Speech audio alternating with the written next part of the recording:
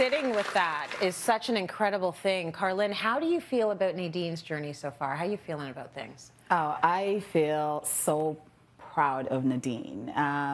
Going through those emotional cobwebs, she went through so many different obstacles, so many elephants that she faced. Yeah. And most importantly, she's doing the work in terms of forgiving herself and moving forward. So I'm really, really proud of her. It's a big one. It's a big one for a lot of us, but particularly for Nadine. There's so many lessons in there about forgiveness. But since today is about giving thanks, let's turn our attention back to gratitude, specifically a lesser known form of gratitude that we often miss, and that is gratitude for self. Yes. How do we get there, though? So Karlyn is here to help us. Kar, what does self-gratitude do for us? Well, the research shows that when we're able to express ourselves or to show gratitude for self, we increase not just our self-awareness, but also our self-confidence. And the work of Dr. Kristin Neff, she's one of my favorite researchers around self-compassion, and she's also an author. She talks about how when we're able to notice other people's good, and we're unable to notice our own good qualities, it creates a space, a division between us and them. And when you look at the definition of self-gratitude is being able to be aware of your good qualities and most importantly, celebrating those, right? Yeah. And bringing those into light. And we also know that when we express self-gratitude or gratitude for self and our own good qualities, we're also saying thanks to the people who also shaped us as well. Our nurturing families, right? Yeah. Our loving friends. The good that you see in me, by also seeing that good in myself, I'm also being grateful for you and for you to be a part of my life as well.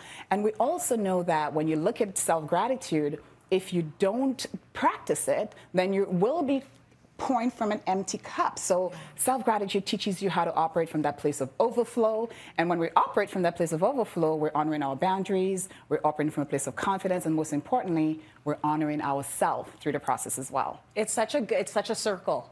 Yes. Right? And there are some people that are really good at, they judge themselves so harshly, but then they also carry that judgment to the outside world. Exactly. So it's like you're not speaking nice to yourself, you're not speaking nice to anyone else, and there are other people that don't speak nice to themselves and speak nicely to other people. Either way, there's a gap, and you got to figure out how to fix that. So how do we practice self-gratitude?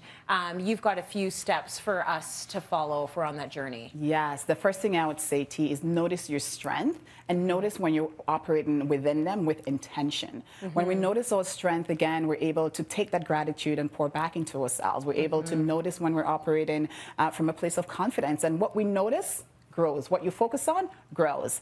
The second thing I would say is you can also create a express what went well today. So I call it ACE in your day. Acknowledge, celebrate, and express out loud what went right today. By doing so, again, you're bringing that focus on self-gratitude. You notice your skills, you notice your strength, and you're noticing what went right today, which also increases that overflow in your cup. And the last thing, create a self-gratitude statement. Okay. We underestimate how important that is. Being grateful for Tracy. You know, you can say, hey, Trace, I'm really grateful for you today. I noticed that you honored your communication boundaries. Or maybe you noticed that when you did drop the ball, you were still very kind. You weren't mean to Tracy. You were kind to her. So creating that practice is so important.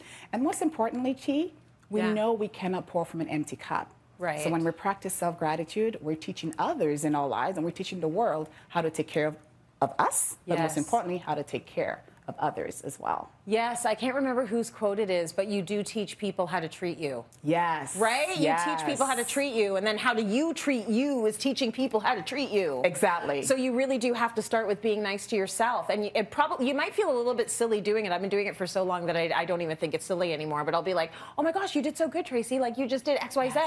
And so I tell myself that, and then it's a self-fulfilling prophecy, right? You put more good into the world. I love your tips. Thank you, Karlyn. I love what you're doing. Time for a short break. We'll be right back, everyone. Good info.